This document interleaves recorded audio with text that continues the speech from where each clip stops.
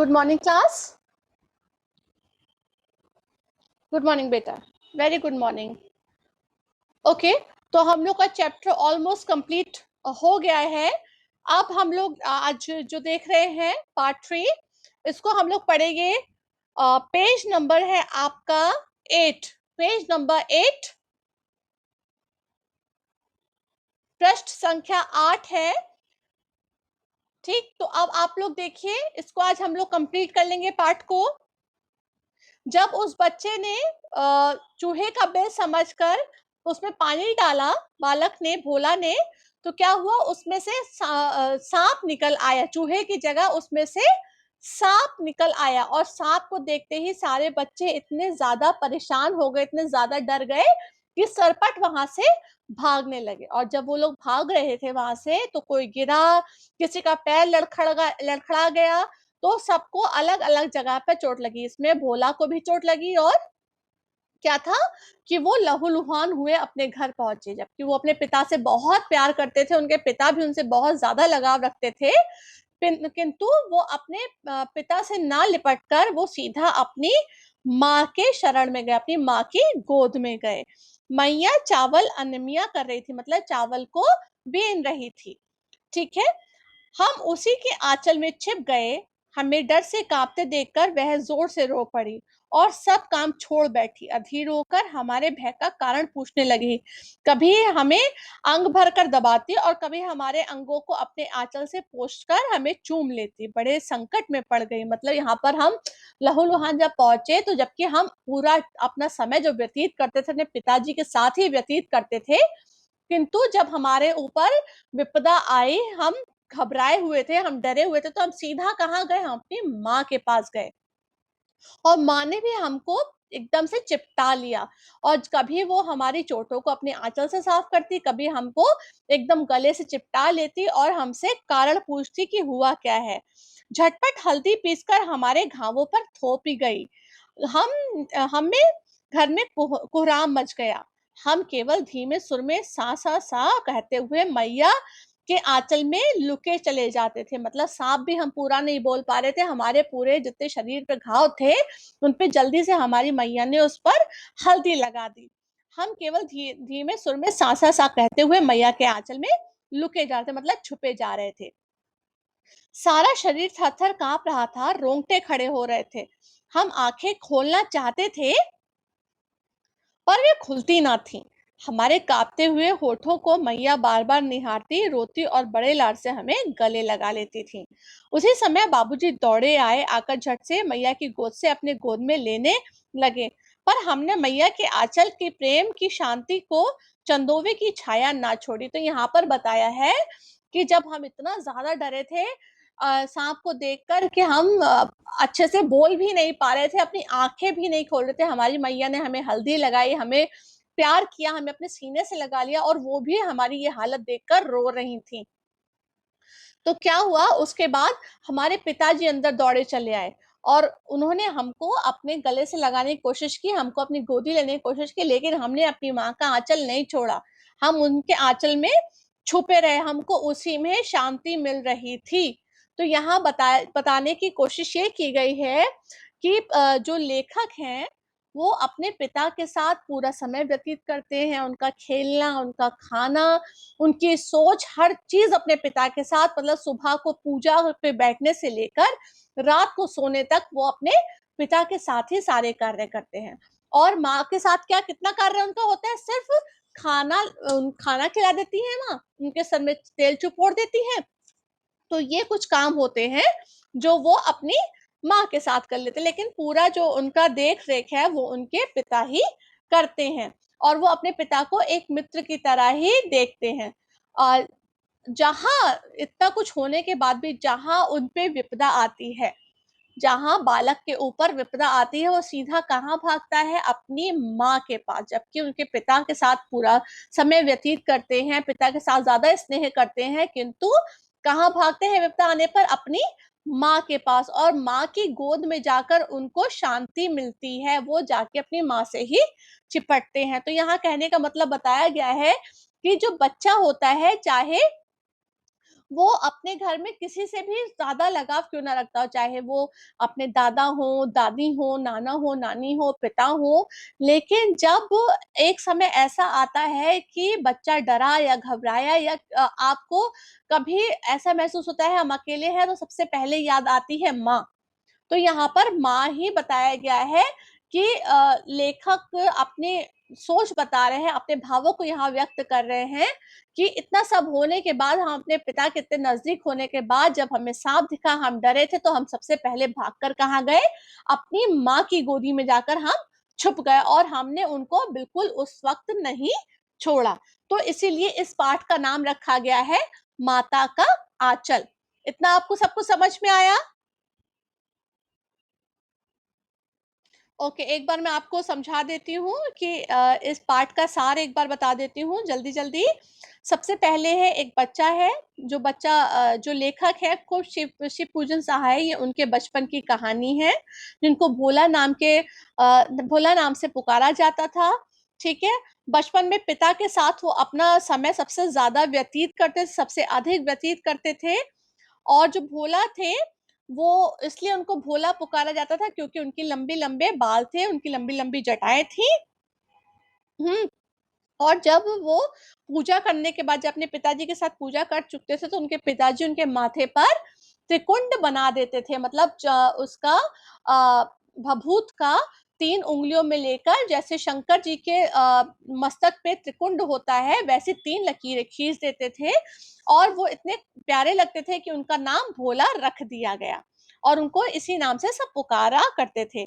और पिताजी जब राम नाम की गोलियाँ लेकर जाते थे अ, मछलियों को खिलाने के लिए, उनका चारा बनाने के लिए, तो गोलियाँ राम नाम की इसलिए कही जाती थी कि वो क्या करते थे, सबसे पहले आटे की गोलियाँ बनाने के बाद राम नाम की पर्ची में उनको लपेट देते थे और जाकर फिर हम उन राम नाम की गोलियों को मछलियों को चारा देते थे और हम अपने पिताजी के कंधे पर ही बैठ के जाते थे। और माँ से हमारा कितना नाता था? माँ से हमारा नाता था, माँ तेल का उपटन करती थी और हमें खाना खिलाती थी। बस हमारा माँ से इतना ही नाता था। बच्चों के साथ हम खूब शरारतें करते थे, अलग-अलग तरीके के खेल खेलते थे, जैसे घरौंदे बनाना, जैसे किसी तरीके की दुकान लगाना और खेती-बाड़ी करना। इस तरीके के खेल अपने दोस्तों के साथ खेला करते थे और हम अपने मास्टर जी को अपने गाँव में और लोगों को चिढ़ाया भी करते थे तुकबंदी कर के। तुकबंदी मतलब किस तरीके की तुकबंदी होती थी हमारी कि चिड़िया की जान जाए लड़कों का खिलौना। तो इस तरीके की तुकबंदियाँ यहाँ पर हमारे गाँव में कही जाती थी और एट लास्ट क्या हुआ कि हम बहुत ज़्यादा बदमाश तो थे ही, अपने दोस्तों के साथ क्या कर रहे थे कि सबके चूहे के जो खेतों में बिल होते हैं उसमें हम पानी डाल देते थे, जिससे चूहा बाहर निकल आता था और हम इस पे बहुत हँसते थे। उस दिन भी हमने ऐसा ही किया कि हमें एक बिल दिखा, हमने सोचा चूहे का बिल है, हमने उसमें पानी डाला, लेकिन क्या हुआ वो क्या कहते हैं गणेश जी की सवारी ना बनकर वो शंकर जी का सांप वहां से निकल आया और उसको देखते ही हम लोग की सिट्टी पिट्टी गुल हो गई। मतलब हम लोग इतने ज्यादा डर गए, भयभीत हो गए कि हम सब दोस्त वहां से भागे। भागते हुए कोई गिरा, किसी के चोट लगी, हम भी लहूलुहान हुए और जब हम अपने घर पहुंचे तो बाहर हमारे पिताजी हुक्का गुड़गुड़ा रहे थे। तो हम अपने पिताजी से ना चिपटते हुए हम सीधा जाकर अपनी माँ के आँचल में जाकर छुप गए, उनकी गोद में जाकर छुप गए। हमारी माँ ने भी हमें प्यार से सीने से लगा लिया, जितने आँसू हमारे बहते उससे ज़्यादा हमारी माँ रो रही थी हमको देखकर और बार-बार वो हमसे पूछती क्या हुआ? हमारे सारे घावों पर हल्दी का लेप लगा दिया गया और हमको प्यार से सीने से चिपटा लिया गया। जब हमारे पिताजी आए उन्होंने उन्होंने हमारी ये हालत देखी, उन्होंने भी कोशिश की कि वो हमें अपनी गोदी में ले लें, लेकिन हम उस वक़्त बिल्कुल अपने पिताजी की गोदी में नहीं गए। हम अपनी माँ से ही चिपटे रहे क्योंकि हमें अपनी माँ की गोदी में ही शांति की प्राप्ति हुई थी, सुकून की प्राप्ति हो रही थी। तो यहाँ पर हमारी जो कहानी है वो समाप्त होती है। अब आप लोग इसके प्रश्न अभ्यास निकाल लीजिए अभ्यास पुस्तिका से। जो इसके प्रश्न है बेटा, पहला प्रश्न है प्रस्तुत पाठ के आधार पर यह कहा जा सकता है कि बच्चे का अपना सॉरी बच्चे का अपने पिता से अधिक जुड़ाव था। फिर भी विपदा के समय पिता के पास न जाकर माँ की शरण लेता है। आपकी समझ में इसकी क्या वजह हो सकती है? ये बेटा जो प्रश्न है कई बार आ चुका है एग्जाम्स में, ठीक है? ये प्रश्न कई बार आ चुका है, तो इसको अच्छे से देख लीजिएगा। प्रस्तुत पाठ के आधार पर यह कहा जा सकता है कि बच्चे का अपने पिता से अधिक जुड़ाव था, फिर भी विपदा के समय वह पिता के पास न जाकर माँ की शरण लेता है। ठीक है, आपकी समझ में इसकी क्या वजह हो सकती है? फिर प्रश्न नंबर 2, आपके विचार से भोलानाथ अपने साथियों को देखकर सिसकना क्यों भूल जाता है? आपके विचार से भोलानाथ अपने साथियों को देखकर सिसकना क्यों भूल जाता है?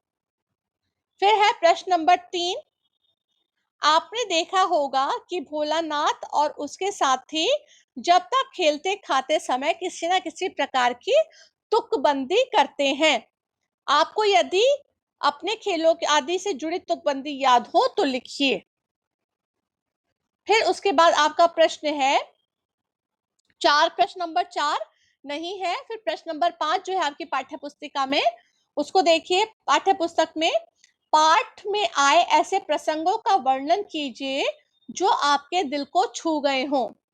पाठ में आए ऐसे प्रसंगों का वर्णन कीजिए जो आपके दिल को छू गए हों। फिर प्रश्न है, ये भी प्रश्न काफी बार एग्जाम्स में आ चुका है। इस उपन्यास अंश के 30 के दशक की ग्राम संस्कृति का चित्रण है। ठीक है, आज की ग्रामीण संस्कृति में आपको किस तरह के परिवर्तन दिखाई देते हैं? मतलब पहले का गांव और आज के गांव में क्या परिवर्तन आपको दिखाई देते हैं, वो लिखना है। ठीक है, फिर है आपका प्रश्न, यहाँ माता पिता का बच्चे के प्रति जो वात्सल्य व्यक्त हुआ है उसे अपने शब्दों में लिखिए। यहाँ माता पिता का बच्चे के प्रति जो वात्सल्य व्यक्त हुआ है, वात्सल्य मतलब प्रेम, ठीक है, वात्सल्य व्यक्त हुआ है उसे अपने शब्दों में लिखिए। फिर प्रश्न है, माता का आंचल शीर्षक की उपयुक्तता को बताते हुए कोई अन्य शीर्षक सुझाएं। ये प्रश्न कई बार आपका एग्जाम्स में आता है, ठीक है, ये पूछा जाता है बोर्ड्स में। तो ये प्रश्न जो है इसको अच्छे से देख लीजिएगा। माता का आंचल शीर्षक की उपयुक्तता बताते हुए कोई अन्य शीर्षक सुझाएं। फिर प्रश्न है, बच्चे माता पिता के प्रति अपने प्रेम को कैसे अभिव्यक्त करते हैं? बच्चे माता पिता के प्रति अपने प्रेम को कैसे अभिव्यक्त करते हैं?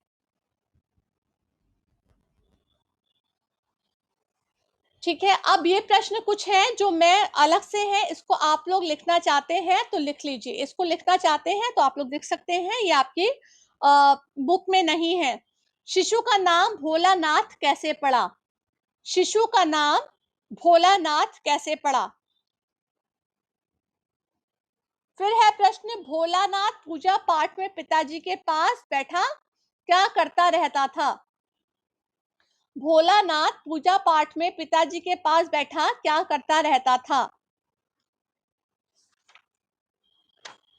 फिर है प्रश्न आपका, भोलानाथ भयभीत होकर बाग से क्यों भागा? भोलानाथ भयभीत होकर बाग से क्यों भागा? फिर प्रश्न है, भोलानाथ को सिसकते देख मां का स्नेह फूट पड़ा कैसे? भोलानाथ को सिसकते देख मां का स्नेह फूट पड़ा कैसे? फिर प्रश्न है, भय कंपित भोलानाथ का चित्रण कीजिए। भय कंपित भोलानाथ का चित्रण कीजिए। तो ये क्वेश्चन आपकी बुक में नहीं है बेटा, मैं एक बार फिर रिपीट कर रही हूँ, आप लोगों को लिखना है तो लिख लीजिए। शिशु का नाम भोलानाथ कैसे पड़ा? शिशु का नाम भोलानाथ कैसे पड़ा? फिर है, भोलानाथ पूजा पाठ में पिताजी के पास बैठा क्या करता रहता था? फिर है, भोलानाथ भयभीत होकर बाग से क्यों भागा? फिर भोलानाथ को सिसकते देख मां का स्नेह फूट पड़ा कैसे? फिर है, भय कंपित भोलानाथ का चित्रण कीजिए। अब मैं इसके आंसर आप लोगों को समझा रही हूँ, सब लोग अच्छे से समझ लीजिए। पहला जो प्रश्न है, प्रस्तुत पाठ के आधार पर कहा जा सकता है बच्चे का अपने पिता से अधिक जुड़ाव था, फिर भी विपदा के समय वह पिता के पास ना जाकर माँ की शरण लेता है। आपकी समझ में इसकी क्या वजह हो सकती है? तो इसमें आपकी समझ पूछी गई है, तो आप लोग को जो पाठ से अलग अलग आपकी सोच होगी, आप लोगों ने पाठ से अलग अलग चीजें सीखी होंगी, लेकिन मैं एक बार अपनी सोच के अकॉर्डिंग आपको बता देती हूँ। बच्चे के पिता उसके प्रत्येक खेल में शामिल होने का प्रयास करते थे, उसे किसी न किसी प्रकार अधिकांश समय अपने साथ रखते थे, अतः शिशु का पिता के प्रति अधिक लगाव स्वाभाविक था। मतलब उसके पिता उसको हर समय अपने साथ रखते थे, इसलिए शिशु का पिता के प्रति अधिक अधिक लगाव स्वाभाविक था। किंतु माँ का स्नेह हृदय स्पर्शी होता है। निश्चल हृदय शिशु को हृदय स्पर्शी स्नेह की पहचान होती है। यही कारण है विपदा के समय शिशु पिता के पास ना जाकर माँ के पास जाता है। माँ की गोद में सुरक्षा की गारंटी के साथ वात्सल्य स्नेह पूर्ण अभिभूत करता है। ठीक है, फिर उसके बाद है प्रश्न नंबर 2। आपके विचार से भोलानाथ अपने साथियों को देखकर सिसकना क्यों भूल जाता था? ठीक है, तो उत्तर है शिशु अपनी स्वाभाविक आदत के अनुसार अपनी उम्र के बच्चों के साथ खेलने में रुचि लेता है, उनके साथ खेलना अच्छा लगता है। अपनी उम्र के साथ जिस रुचि से खेलता है वह रुचि बड़ों के साथ नहीं होती। दूसरा कारण मनोवैज्ञानिक भी है, बच्चे को अपने साथियों के बीच सिसकने या रोने में हीनता का अनुभव होता है। यही कारण है कि भोलानाथ अपने साथियों को देखकर सिसकना भूल गया। अब जो प्रश्न है, आपने देखा होगा कि भोलानाथ को उसके साथी जब जब खेलते खाते उस समय किसी ना किसी प्रकार की तुकबंदी करते थे। आपको यदि अपने खेलों से जुड़े तुकबंदी याद हो तो लिखिए, ये अपने अनुसार अगर आपको आती है तो ठीक है, और नहीं तो आप किसी अपने घर के बड़े से भी पूछ सकते हैं। तो आपको दो दो तुकबंदियां यहाँ पर लिखनी है अपने अनुसार। ठीक है, अपने अनुसार दो दो तुकबंदियां आप लोगों को यहाँ लिखनी है। फिर है आपका प्रश्न, पाठ में आए प्रसंगों का वर्णन कीजिए जो आपके दिल को छू गए हों। तो इसको आप लोग पॉइंट्स में लिख सकते हैं। पाठ में आए हर प्रसंग प्रायः हृदय स्पर्शी हैं, सभी प्रसंग बचपन की याद दिलाते हैं। जैसे नंबर 1, माँ का अचानक भोलानाथ को पकड़कर तेल लगाना, उसका छटपटाना, फिर उसे कन्हैया बनाकर छोड़ना तथा बाबूजी के साथ आकर रोना सिसकना भूलकर अपने साथियों के खेल में शामिल हो जाना। नंबर 2, भोलानाथ और उसके साथियों का खेती करने का अभिनय करना, खेती की पैदावार राशि को तौलना, इसी बीच बाबूजी का आना और राशि को छोड़कर बच्चों का हंसते हुए भाग जाना। ठीक है, फिर नंबर 3, भोलानाथ और उसके साथियों का टीले पर चूहे के बिल में पानी डालना, बीच में चूहे की जगह सांप निकलना, फिर तो बच्चों का डरना, इधर उधर कांटों में भागना, भोलानाथ का माँ के आंचल में छिपना सिसकना, माँ की चिंता और हल्दी लगाना, बाबूजी का लेने पर भी माँ की गोद में ना जाना। ठीक है, फिर आपका प्रश्न है, इस उपन्यास अंश में 30 के दशक की ग्रामीण संस्कृति का चित्रण है। आज की ग्रामीण संस्कृति में आपको किस तरह के परिवर्तन दिखाई देते हैं? तो पहले के और आज की ग्रामीण संस्कृति में परिवर्तन आपसे पूछे गए हैं। उत्तर है, आज की ग्रामीण संस्कृति को देखकर इस उपन्यास के अंश को पढ़कर ऐसा लगता है कि कैसी अच्छी रही होगी वह समूह संस्कृति, जो आत्मीय स्नेह और समूह में रहने का बोध कराती, मतलब साथ में रहने का बोध कराती है। आज ऐसे दृश्य दिखाई नहीं देते हैं। पुरुषों की सामूहिक कार्य प्रणाली भी समाप्त हो गई है, अतः ग्रामीण संस्कृति में आए परिवर्तन के कारण वे दृश्य दिखाई नहीं देते जो 30 के दशक में होते थे। जैसे नंबर 1, आज घर सिमट गए हैं, घरों के आगे चबूतरों का प्रचलन समाप्त हो गया है। चबूतरे आप लोग को पता होगा, घर के आगे सीमेंट का या मिट्टी का आगे एक बड़ा सा चबूतरा, एक स्क्वायर टाइप का बना दिया जाता था, और वहां उस पे बैठ के सब लोग जितने घर के बड़े होते थे या कोई आने जाने वाला वहां पे बैठ के बातें करते थे। तो उसे चबूतरे को बहुत ज्यादा महत्वपूर्ण माना जाता था कि यहाँ पे बैठ के बच्चे खेल सकते हैं, बाहर बैठ के सब लोग दूसरों को देख सकते हैं। तो यहाँ पर बताया गया है आज घर सिमट गए हैं, घर के आगे चबूतरों का प्रचलन समाप्त हो गया है। नंबर 2, आज परिवारों में एकल संस्कृति ने जन्म ले लिया है, जिससे समूह में बच्चे अब दिखाई नहीं देते।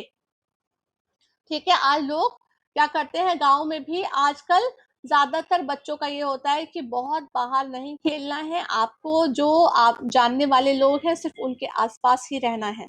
ठीक है, तो आजकल क्या है कि एकल संस्कृति ने जन्म ले लिया है, जिससे समूह में बच्चे अब दिखाई नहीं देते। नंबर 3, आज बच्चों के खेलने की सामग्री और खेल बदल चुके हैं, खेल खर्चीले हो गए हैं, जो परिवार खर्च नहीं कर पाते हैं वे बच्चों की हीन भावना से बचाने के लिए समूह में जाने से रोकते हैं। मतलब गांव में भी आप जो खेल के जो चीजें हैं वो आप जाकर बाजार से खरीद सकते हैं, जबकि पहले ऐसे नहीं होता था। पहले अपने हाथ से ही बच्चे कुछ ना कुछ बनाकर खेल लिया करते थे, लेकिन अब खिलौने अलग तरीके के हो गए हैं। ठीक है, फिर नंबर 4, आज की संस्कृति बच्चों को धूल मिट्टी से बचाना चाहती है। आज की संस्कृति बच्चों को धूल मिट्टी से बचाना चाहती है। नंबर 5, घरों के बाहर पर्याप्त मैदान भी नहीं रहे, लोग स्वयं डिब्बों जैसे घरों में रहने लगे हैं। ठीक है, अब आपका आता है प्रश्न, यहाँ माता पिता का बच्चे के प्रति जो वात्सल्य व्यक्त हुआ है उसे अपने शब्दों में लिखिए। तो इसका उत्तर है, पिता का अपने साथ शिशु को नहलाना धुलाना, पूजा पर बैठा लेना, माथे पर तिलक लगाना, कंधे पर बिठाकर गंगा तक ले जाना और लौटते समय बिठाकर झूला झुलाना कितना मनोहरी दृश्य उत्पन्न करता है। पिता के साथ कुश्ती करना, बच्चे के गालों का चुम्मा लेना, बच्चे के द्वारा मूछे पकड़कर बनावटी रोना रोने का नाटक, शिशु का हंस पड़ना अत्यंत जीवंत लगता है। ठीक है, माँ के द्वारा गौरस भात, तोता मैना आदि के नाम का कौर खिलाना, उपटन करना, शिशु का श्रृंगार करना, शिशु को सिसकना, गोदी में बच्चों की टोली में देख सिसकना बंद कर विविध प्रकार के खेल खेलना और मासूम तिवारी को चिढ़ाना आदि अद्भुत दृश्य उकेरे गए हैं। ये सभी दृश्य अपने शैशव की याद दिलाते हैं, मतलब अपने बचपन की याद दिलाते हैं। फिर प्रश्न है, माता का आंचल शीर्षक की उपयुक्तता बताते हुए कोई अन्य शीर्षक सुझाएं। तो इसका उत्तर है, भोलानाथ का अधिकांश समय पिता के साथ बीतता है। ऐसा लगता है कि पिता भोलानाथ का संबंध व्यक्ति और छाया का है। यहाँ पर बोला गया है व्यक्ति की छाया जैसे हमेशा साथ साथ रहती है, तो यहाँ पर पिता और बच्चे का संबंध वैसा ही है। भोलानाथ का माँ के साथ संबंध दूध पीने तक का रह गया है, अतः अंत में सांप से डरा हुआ बालक भोलानाथ पिता को हुक्का गुड़गुड़ाते देखकर भी माता की शरण में जाता है और अद्भुत रक्षा और शांति का अनुभव करता है। यहाँ भोलानाथ पिता को अनदेखा कर देता है, जबकि अधिकांश समय वह पिता के साथ सानिध्य में रहता है। इस आधार पर माता का आंचल शीर्षक सटीक शीर्षक माना जा सकता है और इसके अलावा अन्य और भी शीर्षक उपयुक्त हो सकते हैं। ठीक है, जैसे माता पिता का सानिध्य, नंबर 2 बचपन के दिन और नंबर 3 बचपन की मधुर स्मृतियां। ओके, फिर उसके बाद आपका आता है प्रश्न, बच्चे माता पिता के प्रति अपने प्रेम को कैसे अभिव्यक्त करते हैं। तो नंबर 1, शिशु के जिद में भी प्रेम का प्रतिकरण होता है। नंबर 2, शिशु और माता पिता के सानिध्य में यह स्पष्ट करना कठिन होता है कि पिता का स्नेह शिशु के प्रति या शिशु का माता पिता के प्रति दोनों के से प्रेम संपूरक होते हैं। नंबर 3, शिशु की मुस्कुराहट, शिशु को उसकी उनकी गोदी में जाने की ललक, उनके साथ विविध क्रीड़ाएं करने अपने प्रेम के प्रतिकरण करते हैं। नंबर 4, माता पिता की गोद में जाने के लिए मचलना उसका प्रेम ही होता है। ठीक है, इस प्रकार माता पिता के प्रति शिशु के प्रेम को शब्दों में व्यक्त करना कठिन है। अब जो अन्य प्रश्न जो है, जो मैंने बोला था आपको बुक में नहीं मिलेंगे, उसके आंसर मैं बता रही हूँ। शिशु का नाम भोलानाथ कैसे पड़ा, ये शॉर्ट क्वेश्चन में आ सकता है आपका। तो इसमें आता है, शिशु का मूल नाम तारकेश्वर नाथ था। तारकेश्वर के पिता स्वयं भोलानाथ तथा शिव के भक्त थे। अपने समय बैठाकर शिशु के माथे पर भभूत लगाकर, त्रिकुंडाकार में तिलक लगाकर, लंबी जटाओं के साथ शिशु को कहने लगते थे कि बन गया भोलानाथ। फिर तारकेश्वर नाथ ना कहकर धीरे धीरे उसे भोलानाथ कहकर पुकारने लगे, फिर उसका नाम भोलानाथ ही पड़ गया। ओके। फिर है भोलानाथ पूजा पाठ में पिताजी के पास बैठा क्या करता रहता था? इसका उत्तर है, पिताजी पूजा पाठ करते, रामायण का पाठ करते तो उनके बगल में बैठा भोलानाथ आईने में अपना मुंह निहारता था। पिताजी जब भोलानाथ की ओर देखने लगते तो शिशु भोलानाथ लजाकर और कुछ मुस्कुराकर आईने के नीचे रख देता था। ऐसा करने पर पिताजी मुस्कुरा पड़ते थे। ठीक है, इसके बाद आपके 3 प्रश्न रह गए हैं। भोलानाथ भयभीत होकर बाग से क्यों भागा था? भोलानाथ बाग में टोली के साथ था। आकाश में बादल आए, बालकों ने शोर मचाया, वर्षा शुरू हुई, थोड़ी देर ही मूसलाधार वर्षा हुई। बालक पेड़ों के नीचे चिपक गए। जैसे ही वर्षा थमी, बाग में बिच्छू निकल आए, उसमें उनसे डरकर बच्चे भागे। उस भय से डरा बालक भोलानाथ भी बाग से भागा। फिर उसके बाद है, भोलानाथ को सिसकते देख माँ का स्नेह फूट पड़ा, कैसे? उत्तर है, भोलानाथ भय से सिसकता हुआ, भय से कंपित भागा भागा माँ की गोद में छिपा। माँ भी स्नेहवश डर गई और डर से कांपते हुए भोलानाथ को देखकर जोर से रो पड़ी। सब काम छोड़कर अधीर होकर भोलानाथ भय के कारण पूछने लगी, कभी अंग भरकर दबाने लगी और अंगों को अपने आंचल से पोंछकर चूमने लगी। झटपट हल्दी पीसकर घावों पर लगा दी, फिर बार बार निहारती, रोती और लाड़प्यार से उसे प्यार से गले लगाती। फिर है प्रश्न, भय कंपित भोलानाथ का चित्रण कीजिए। उसका उत्तर है, भोलानाथ सांप के भय से मुक्त नहीं हो पा रहा था। उस अपने हुक्का गुड़गुड़ाते पिताजी की पुकार को भी अनसुनी कर वह घर की ओर भाग आया। उसकी सिसकियां नहीं रुक रही थी। सासा करते हुए माँ के आंचल में छिपा जा रहा था। सारा शरीर डर से कांप रहा था। रोंगटे खड़े हो रहे थे, आंखें खोलने पर भी नहीं खुल रही थी। ठीक है, तो ये है आपके जो ये पार्ट है, इसके प्रश्न उत्तर। आप सबको समझ में आए? ओके, तो मैं इसका ऑडियो भी आप लोगों को सेंड कर दूंगी और प्रश्न उत्तर भी आप लोगों को अभी पीडीएफ सेंड कर दूंगी। ओके, इसके अलावा भी अगर कोई परेशानी होती है तो आप लोग मुझसे पूछ सकते हैं। Okay class? Okay, bye bye class, bye.